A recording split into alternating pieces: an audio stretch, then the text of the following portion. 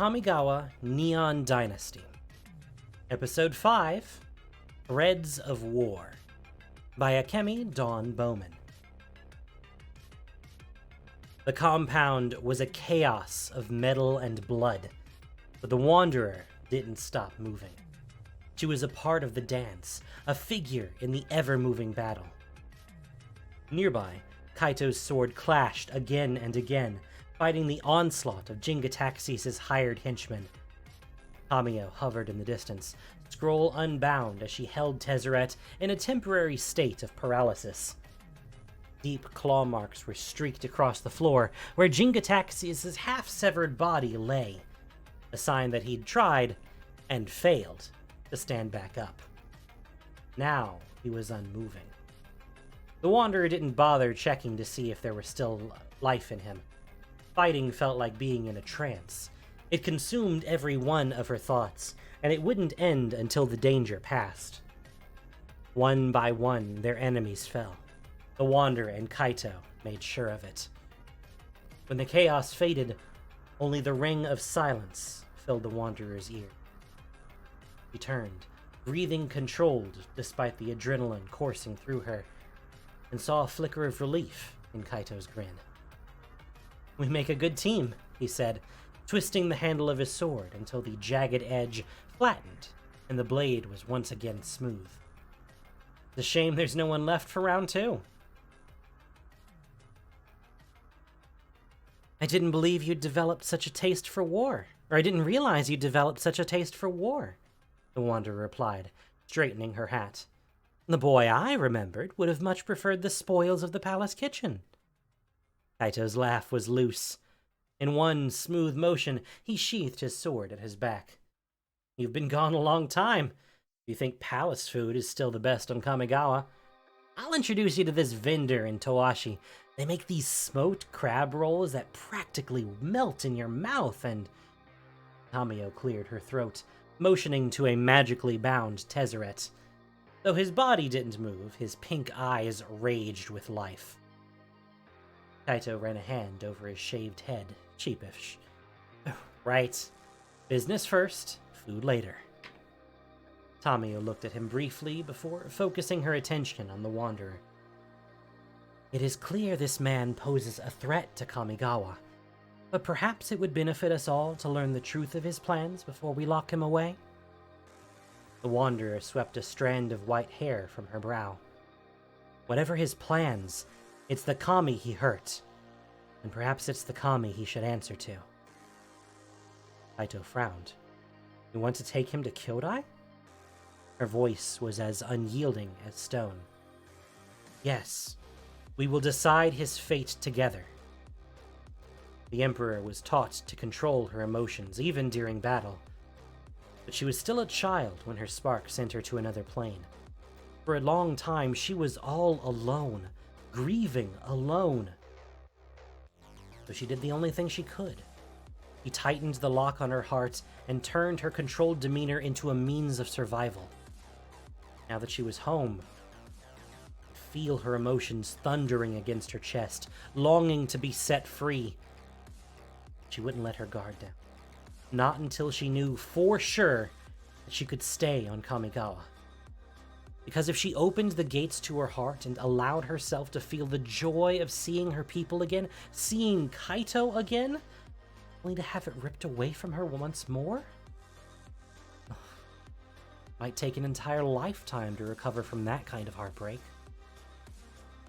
The Wanderer stepped toward Tezzeret and sheathed her own sword. Whatever he'd done to Kyodai 10 years ago had inadvertently set off the Wanderer's spark. Perhaps that meant he was also the key to reversing whatever damage his prototype chip had done. She'd get answers from him. But she'd do it with Kyodai at her side. "We leave for Eiganjo at once," the Wanderer ordered. Tamiyo gave a slight bow in acknowledgement. Kaito merely nodded. But Tezzeret watched them with a newfound energy. The veins in his neck strained against Tamiyo's story magic, gaze drifting down to where the reality chip was embedded on the back of the Wanderer's hand. He couldn't move his body, but his mind? Maybe his mind was all he needed. An icy shudder ran through the Wanderer. There was no time to say anything, no time to shout a warning before Tezzeret took control of the reality chip. The Wanderer screamed, hands shooting to her temples as the device pulsed with energy. Metal wires dug themselves deeper into her flesh, throbbing with power. There was a flash of white, and she felt her mind jump from the compound to the Imperial Palace, where Kyodai wailed in her chamber. It was as if their minds had been united, and the connection meant that Kyodai was in agony too. The Wanderer felt like her soul was flickering between the doorway of one plane and the next. The reality chip was disrupting her spark, forcing her on the verge of planeswalking. It also sharpened the Wanderer's bond with Kyodai, and through it, the Wanderer could hear Kyodai's thoughts as clearly as if they'd been standing in the same room. "Eiganjo is under attack," Kyodai called out. "Risona has brought an army. You must not planeswalk again. The palace needs you." The Wanderer tried to respond, to tell Kyodai about Tezzeret and the reality chip. It's no use. Pain radiated through every nerve. Her spark was destabilizing. The Wanderer's mind fluttered. "No!" Kaito shouted, voice hoarse. He threw his hand out, reaching for a large crate in the distance, and tugged with his mind. With a desperate growl, Kaito sent the object flying across the room, where it landed with a heavy crack against Tezzeret's spine. He slumped to his knees, dazed, but Kaito didn't give him time to recover. A second crate crashed into the back of Tezzeret's head, louder and faster than the first. The impact knocked Tezzeret out cold. Tamiyo flattened her mouth and reread the paralysis spell. Power over technology allows him to manipulate the reality chip. Her gaze drifted to the Wanderer. "Whatever he's done, it is making your spark volatile." Kaito knelt beside the Wanderer, face crumpling with concern. "I thought you said the chip would keep her on Kamigawa." Tamiyo floated closer. With an ethereal grace, she leaned down and lifted the Wanderer's hand to get a closer look at the device. "I believe Tezzeret has activated something inside the device. But this technology is beyond my understanding. I do not see a way to undo it. I can feel it. It's like I'm splitting apart from the inside," the Wanderer said with a pained nod. "Please, help me remove it." "We'll risk planeswalking if I do," Tamiyo noted. "Chip won't keep me here, not anymore. And if I planeswalk with it, I'll be lost in the multiverse with an unstable reality chip. Who knows what could happen?" The Wanderer clutched her chest, fighting for a way to tether herself to this plane. Chip opened a path to Kyodai. "I can concentrate my energy on her and use our bond to try and control my spark." "Will it be enough?" Kaito asked, voice raw with hope. The Wanderer didn't dare look him in the eyes. He was too afraid he'd see the cracks. "Will have to be," was all she said. Tamiyo gave a nod of understanding and pressed a finger to the reality chip, waiting as the strange wires writhed and shook free of the Wanderer's skin. The Wanderer bit the edge of her lip, trying not to gasp from the pain. "There's something else," he added, watching the way Tamiyo was studying the chip like it wasn't a weapon at all, but a book in an ancient library. Something that needed time to be understood. "Kyodai said Eiganjo is already under attack. If there's any hope of stopping the uprisers, we need to get there before Risona reaches Kyodai." Kaito frowned. "She wouldn't hurt a kami, would she? And not just any kami. Kyodai was the spirit guardian of all of Kamigawa." The Wanderer's face paled. "Risona wants to abolish the Empire and bring an end to Imperial rule. Perhaps she believes taking the throne by force will be enough to destroy it. If she realizes Kamigawa will never accept a radicalized republic without Kyodai's blessing, we may seek to remove Kyodai altogether. Either way, I must protect the temple. It'll take us hours to reach Eiganjo." Kaito motioned to a still unconscious Tezzeret. And unless one of Tamiyo's scrolls happens to be a levitation spell, we're gonna have to carry our prisoner all the way there, who, may I point out, is almost exclusively muscle and metal. He lifted his shoulders. I'm just saying, this may not be the best time for a back injury. I was able to planeswalk from Eiganjo to this compound, the Wanderer said. I can return to the palace the same way. But you'd be alone, Kaito shook his head. Not to mention you don't have the chip this time. What if it didn't work? Then we need transportation. The Wanderer's voice was level, serious. Something faster than a sky ferry with room to carry all four of us. Kaito twisted his mouth. There are surveillance mechs all over Odawara, but they're unpilotable. Someone would have to hack into the controls and route a course for Eiganjo manually. Tamiyo hummed, pensive.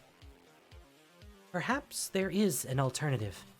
The reality chip seems to augment power that is already there, such as the Wanderer's spark. He looked at Kaito. Like you, I am telekinetic. Kaito was still kneeling beside the Wanderer, the concern forming a pinch in his brow. Please tell me you're not suggesting what I think you're suggesting. Tamiyo lifted the reality chip to the back of her own hand and pressed the panel to her flesh. The wires nestled into her skin, making her suck in a quick breath before the edges of the device began to glow. She motioned to Tezzeret. Help me carry him to the nearest mech. I will get us to Eiganjo. The group moved quickly, carrying the weight of their enemy on their shoulders. They made their way to the edge of Odawara, where a surveillance mech, shaped like an enormous origami reptile, was perched on a high platform. Its sights were glued to the sky ferry below. Kaito tilted his head toward the armored machine, where a pair of projectiles rested on its shoulders. Anyone else see the problem here? Allow me, the Wanderer said, as if accepting a friendly challenge. She moved swiftly across the pavement, staying clear of the mech's cameras. Sword in hand, the Wanderer raised the handle of her shoulder. Raised the handle over her shoulder, blade pointed skyward, and heaved the weapon straight for the metallic beast's neck, right between plates of armor at the top of its spine. Sword struck hard, and sparks flew from its neck like a display of faulty wires. The mech let out a ragged groan before lowering its body to the ground and settling into a state of hibernation. The Wanderer climbed up its back, using the fan-like armor as steps, and retrieved her sword before twisting to look at the others. We should hurry. It's only a matter of time before someone notices the surveillance feed is no longer working. We don't exactly have time to be answering questions. Kaito and Tamiyo helped to drag Tezzeret's body onto the mech's back, doing their best to secure themselves to the array of metal discs layered along the spine.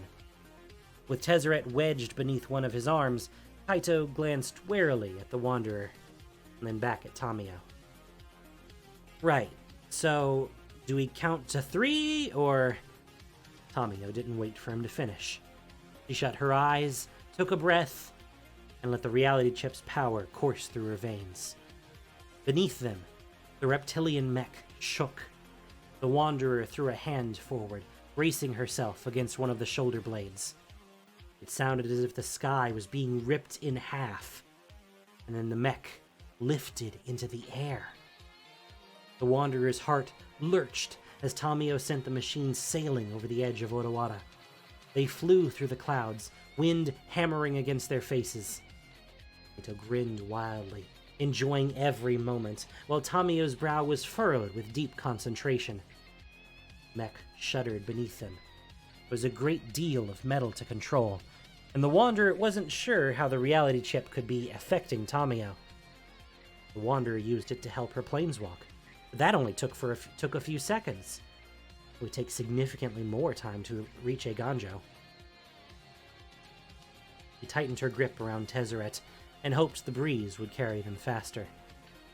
When they finally broke through the clouds, the Wanderer could hear the faint sounds of war in the distance, the clash of metal, the screams of the wounded.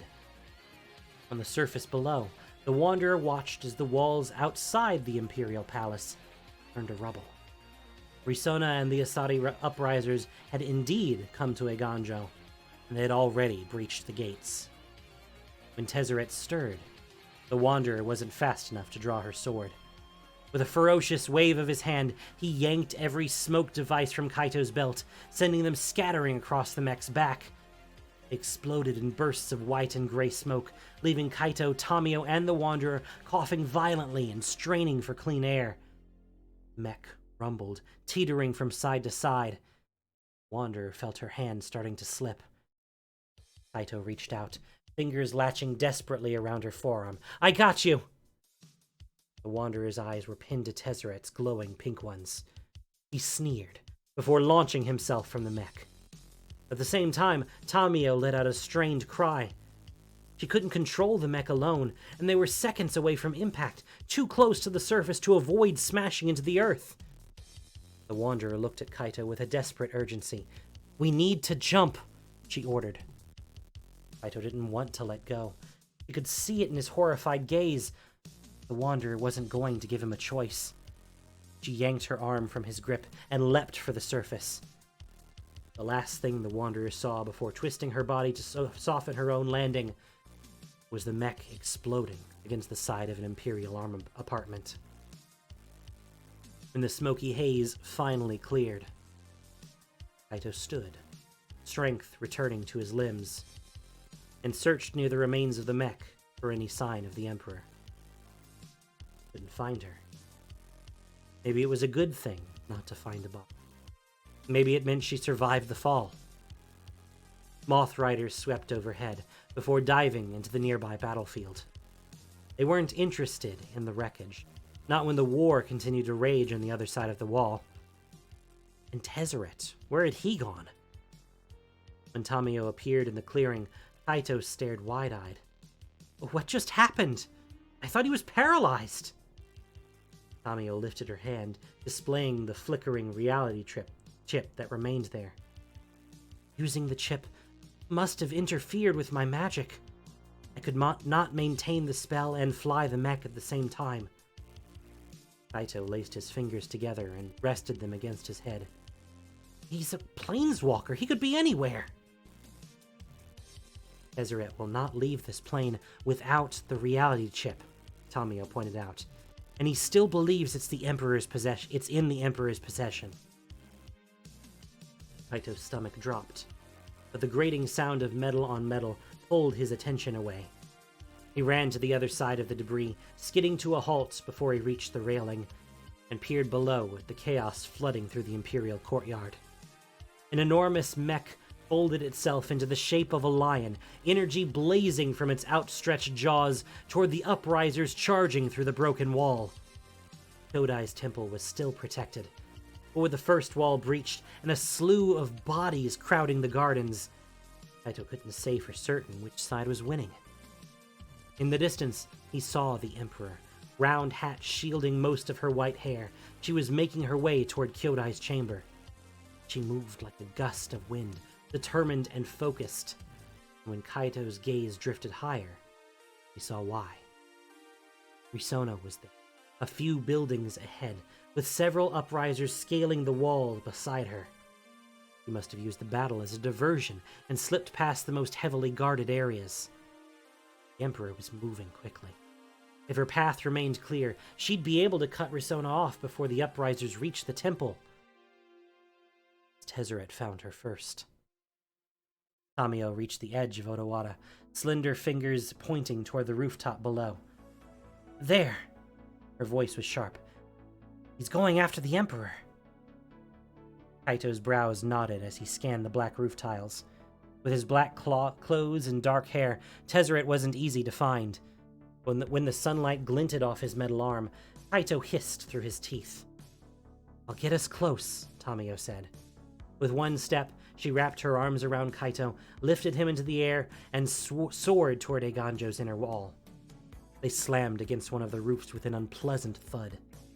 Kaito rocked back on his heels to keep from sliding, sending several tiles toppling to the ground. "I apologize for the rough landing," Tamiyo stood, regaining her composure.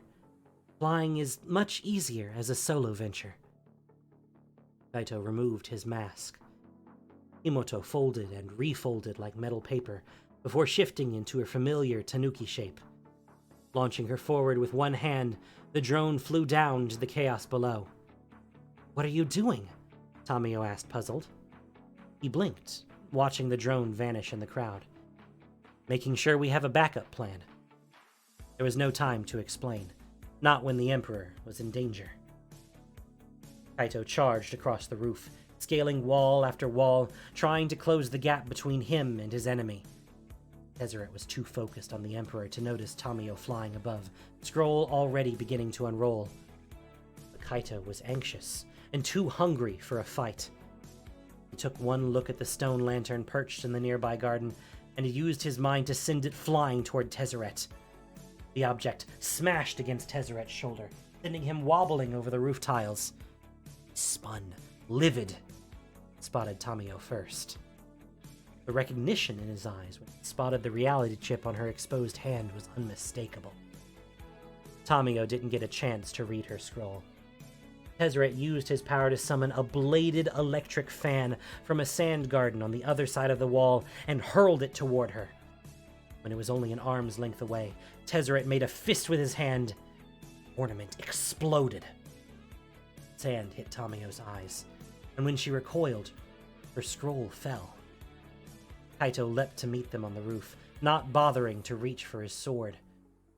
Weapons would not help him now, not when every one of them was enhanced with futurist technology. With both hands in front of him, Kaito pulled several tiles from the roof and sent them toward Tezzeret like an onslaught of arrows.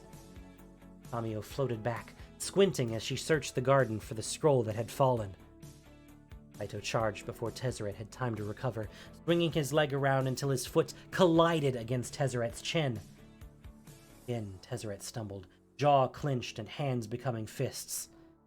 Kaito could feel the thrum of Tezzeret's power, pulling at every scrap of tech on his body, every weapon and piece of armor. All of it made Kaito vulnerable.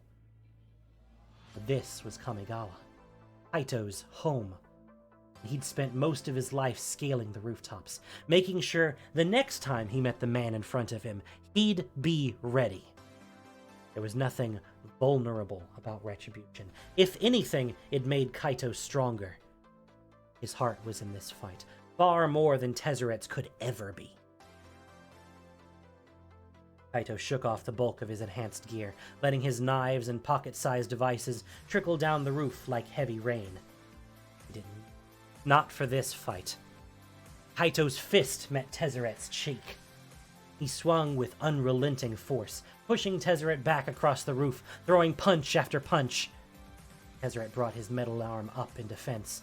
This time when Kaito swung, Tezzeret snatched his shirt, pulling him close. Only a fist of metal remained between them. You and I were here once before, Tezzeret seethed. And it didn't end well for you. Well, you know what they say. If at first you don't succeed, Kaito braced himself. The next time, bring a friend. Tezzeret paused, confusion taking over, when his mouth tore open and he let out a pain-stricken howl. He released Kaito, stumbling back on the ridgeline. In his thigh was a gleaming dagger, the gold handle carved with the symbol of the Imperials. Kaito looked down into the garden, where samurai and uprisers had destroyed any semblance of order in the Moss Garden, and found Eiko. Beside her, Kaito's drone hovered in the air, and a matching blade was in one of her fists. He gave his sister a mock salute before turning back to Tezzeret, who had only just managed to remove the blade from his wounded leg. Tamiyo floated down, paralysis scroll stretched in front of her. In an instant, Tezzeret stiffened as if turned to stone. Tamiyo didn't take her eyes off of him, and when she spoke, her voice was like iron. Tell the Imperials to prepare an appropriate holding cell, somewhere without tech. Kaito gave a curt nod. I'll tell Lightpaws. He turned, getting ready to clamber down the nearest trellis, when Tezzeret's cold voice snapped like the crackle of a last ember. There's no need to keep me in Eiganjo, he drawled silkily. I already have Phyrexia once. Kaito turned, brow furrowed, and watched in horror as Tamiyo's hand flashed and the reality chip came to life. Tamiyo wasn't prepared for the hold Tezzeret would have over her, or how it would sever her connection to her story magic. She reeled, face ashen, and clutched her hand to her chest. Kaito barely had time to process her distress, before Tezzeret lunged, grabbing Tamiyo's trembling body by her shoulders. Snarling, Tezzeret lashed at the air with his metal arm, and a violent, jagged line split through the sky.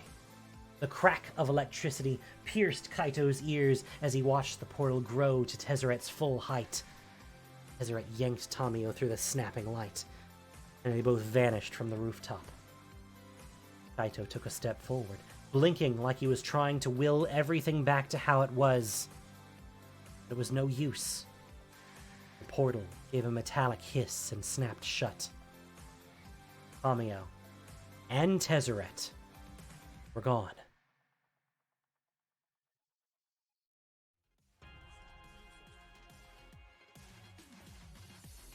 Rizona moved in circles, footsteps calculated and hair sticking to the sweat on her face. I will not yield. The Wanderer matched her pace. Surrender is not a requirement, she said, voice echoing throughout the chamber. The fallen bodies of Rizona's uprisers were slumped on the floor. They'd entered the temple only to find the Wanderer waiting. Most of them were easy enough to take down, but Rizona was stubborn, and her style of sword fighting was brutal and relentless. It would have made most Imperials sweat, but the Wanderer was not just an Imperial. And unlike Rizona, she had trained on more than one plane. Adapting was second nature to the Wanderer. Rizona rotated her sword through the air, building momentum for her next strike. It would do her no good. The Wanderer could have ended the fight ages ago with a blade straight through her heart. She was holding back. She wasn't after needless bloodshed.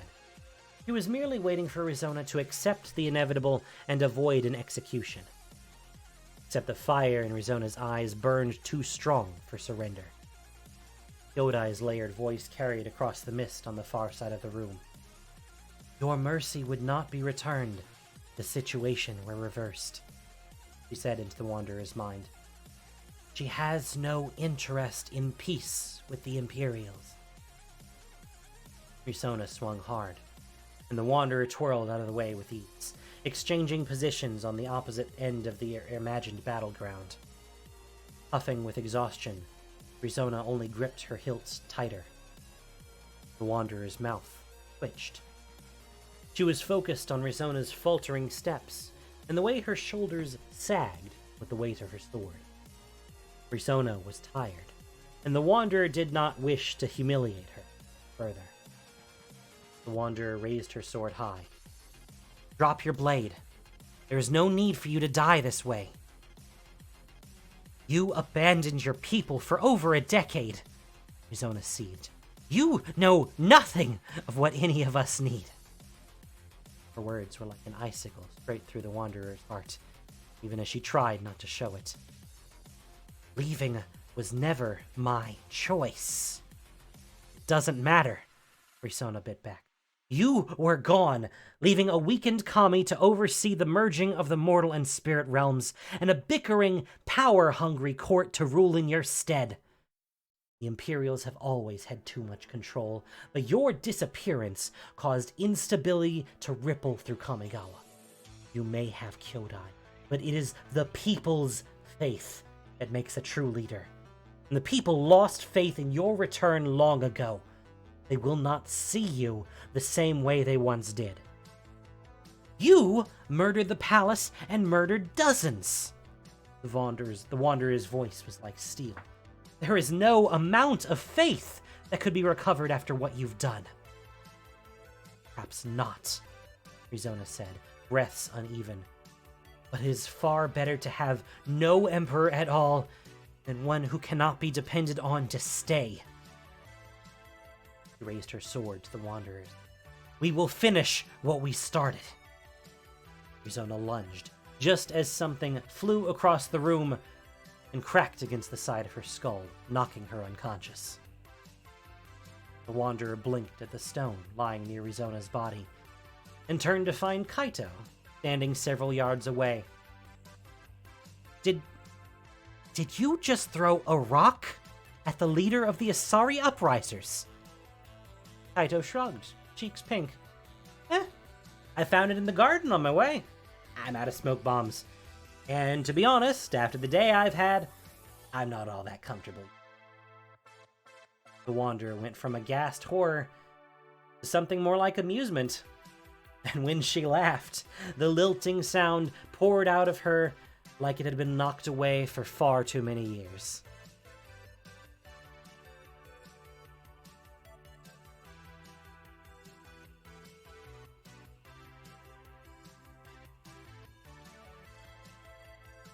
Once Rizona was bound in restraints and marched outside as proof the uprisers had lost, the battle met a swift end.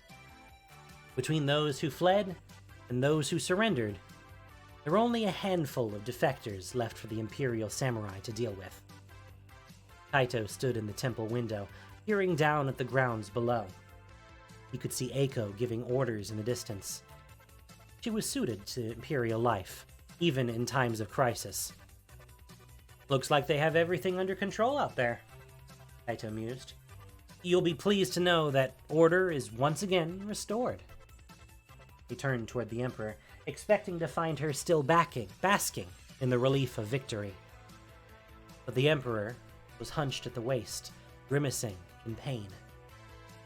Her spark was destabilizing, and without the reality chip, Kaito hurried to the center of the chamber, sliding to his knees.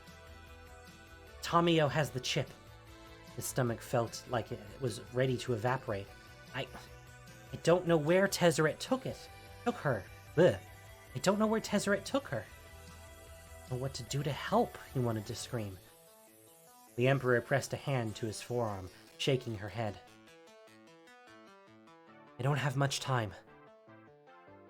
Kaito's eyes burned. "There must be something left. Some kind of research in the lab that could help you keep you here?" She didn't respond. He felt a familiar ache tighten in his throat. Guilt flooded back to him, pounding like tidal waves, refusing to ease. Kaito rubbed his forehead, jaw clenched. For the second time in his life, he failed to protect her. "Sorry. So sorry." He looked up, fresh and soft. "This is not your fault, Kaito. It never was, and you have nothing to be sorry for. You have been the most loyal friend I have ever known. I am grateful to you." Yodai's voice was layered with confusion and sadness. He swayed, shadows dancing below her, and lowered her head just above the floor. The black sphere in her forehead flickered like a light beginning to fade. The Emperor watched the Kami, conversing with thoughts Kaito couldn't begin to guess. But whatever was said, the Emperor did not balk, even when she was met with Yodai's wails of protestations. Kaito could see it in the Emperor's body language, the finality. Whatever she was asking, the only way to help Kamigawa with the time she had left. Finally, Kami bent her head. The Emperor forced herself back to her feet and looked at Kaito, still clutching her ribs. "Find Light Paws, and please hurry." Kaito didn't have to run far. Light Paws and Eiko were already making their way up the temple stairs in search of the Emperor. In clipped sentences, he told them what had happened, what was going to happen. He told them that the Emperor of Kamigawa was running out of time. They burst back into the chamber, where Kyodai towered above the Emperor like a mystical guardian. The bond between the great Kami and the Emperor had always been strong. The same bond was probably the only thing keeping the Emperor in Eiganjo for a few final moments. "Light pause," the Emperor said, lifting a hand like she was calling her advisor closer. Lightpaws moved quickly, bowing at the waist. "Please, tell me how I can help you." The Emperor lifted her chin. "Kamigawa needs someone to rule while I'm away. Someone Kyodai and my people can look to as a true and rightful authority. It is the only thing that will stabilize our lands." Paused. "Kamigawa needs an emperor." Lightpaws didn't blink, or breathe, or move. She stood the way the stone relics of the ancient forest had stood for thousands of years. Lightpaw's eyes fluttered. "You can't mean that I..." She couldn't finish. She couldn't find the words to finish. "Kyodai gives her blessings, as I do," the Emperor nodded. "You will be my proxy, and rule Kamigawa for as long as I am unable." Lightpaws knelt, forehead pressed to the ground, sign of great respect. "I will do what you ask, and honor your legacy every day until you return." The Emperor winced, lips parted as if her tether to Kamigawa had finally snapped. Kaito felt a panic rush through him. Happening too fast, too suddenly. He wasn't ready to say goodbye? The Emperor looked at him. There was no joy in her eyes, but she smiled at him anyway, to offer what little comfort she could. "Kaito," she started. But Kaito didn't hear rest. The spark took hold of her, and the Emperor once again vanished from Kamigawa. Kaito felt his heart shatter in 1,000 places. Eiko gasped nearby, hand hovering her mouth. Kyodai howled with the ache of a farewell. Lightpaws continued to bow to the empty space the Emperor left behind, her 7 tails draped against the floor. Finally, she stood, turning to face Kaito and Eiko. Behind her, a brand new tail formed. And with the sunlight framing her kitsune-like shape, Kaito and his sister bowed the new regent of Kamigawa.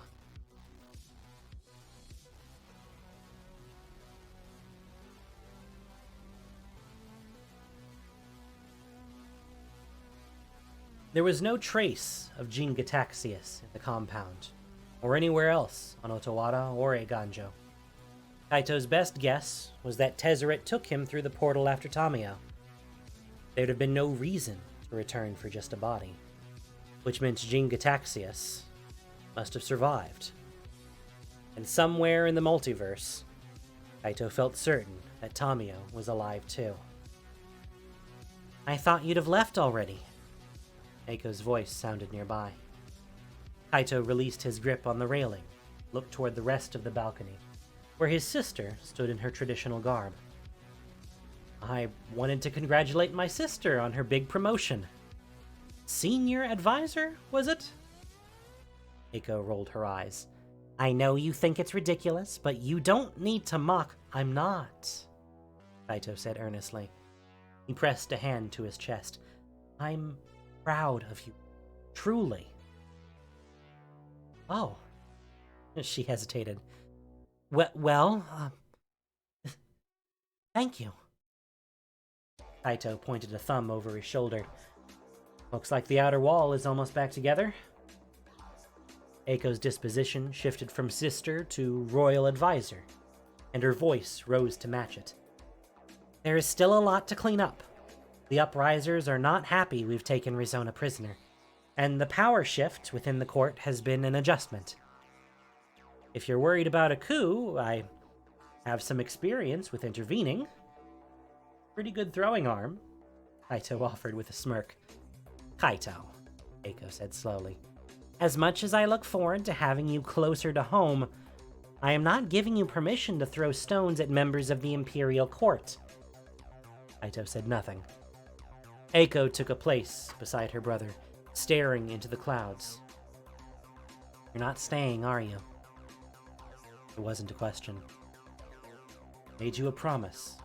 Kaito took her hand and squeezed. Said I wouldn't leave without saying goodbye. She shut her eyes and took a slow breath. Are you going to search for the Emperor again? Kaito followed her gaze into the clouds like he was imagining another plane. Yes, but there's someone else I need to find first. He'd already been to Tamiyo's home.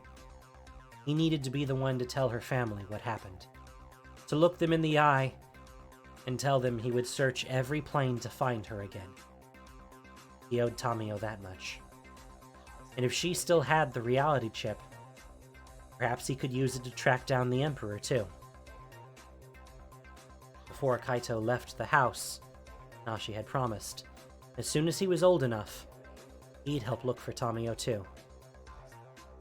Kaito knew what such a promise felt like, though he didn't point out how dangerous it would be, or how impossible it would be for Nashi to travel to other planes. Instead, Kaito told him he was looking forward to seeing him again someday, if only to leave the child with hope.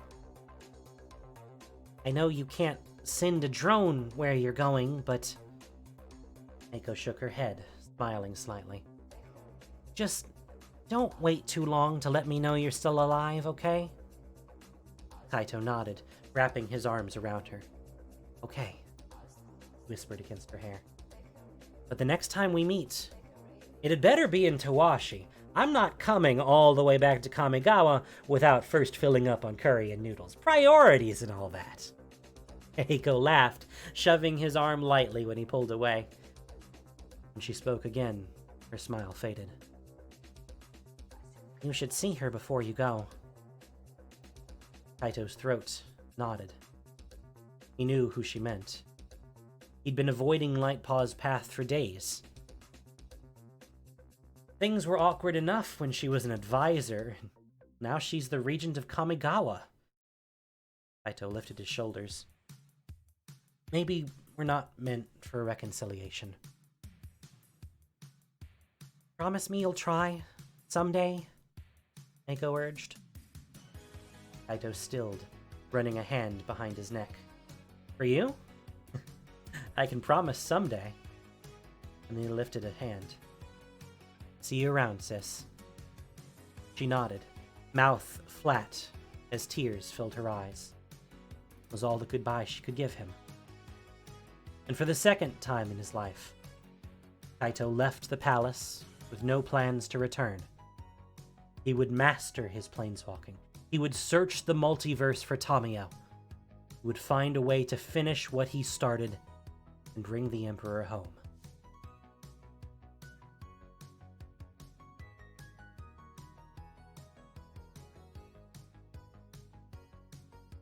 Arise, first of the Phyrexian planeswalkers. You will not be the last. Tamiyo's eyes fluttered at the sound of Jin-Gitaxias's. She sat up, processing the shapes around her. It wasn't the first time he'd been awake in the laboratory, but it was the first time it felt familiar. Frowning, Tamiyo reached for her satchel and pulled out one of her story scrolls. She stared at the parchment, watching as the words flashed with a metallic sheen and morphed into another language entirely. She read the Phyrexian text as if she'd been doing it all her life, and felt a strange contentment wash over. Phyrexia was her new home. She was part of it, mind, body, and soul.